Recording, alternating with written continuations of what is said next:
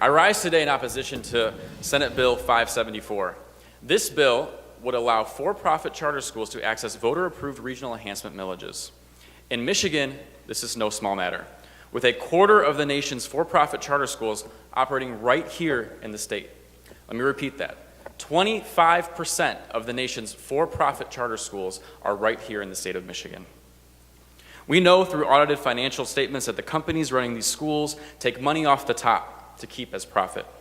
So in effect, SB 574 would take away millions of dollars meant for our public schools and put it right in the pockets of companies trying to profit off our kids' education. This is dangerous and unacceptable. And it's the clearest example to date of the profit motive that has taken hold of education in the state of Michigan. That's why I introduced an amendment in committee that would have prevented charter schools. Representative, again, keep the comments confined to the merits of this bill, not the committee process. The chair recognizes Representative Camilleri. Thank you, Mr. Speaker. This bill would directly transfer $1.4 million from public schools in my district to charter schools across Wayne County and their management companies and executives. Wayne County's hit the hardest. My schools are impacted the most. Yes, we're having a conversation today about how we can divert funds from schools in my district the same week the reports show that we need thousands of dollars more to educate a child.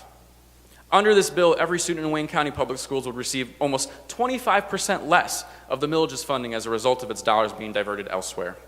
That's not right. Parents, what this means for your child is that your schools will lose out on thousands of dollars and might not be able to afford the things that they had hoped to provide for your child. This could be the difference between buying books or new computers for the library and using outdated materials. This could be the difference between having the thousands of dollars it takes to test for lead or other harmful chemicals and waiting another year and hoping that it'll be okay. This could be the difference in whether or not a new counselor is hired who keeps kids in school and inspires them about their future. This could be the difference between having a top-notch STEM program or a CTE program and students falling behind their peers in other states. These are the things voters wanted money spent on when they approved these millages. All of this could be sacrificed. And for what? To increase profits for companies that don't put our kids' education first.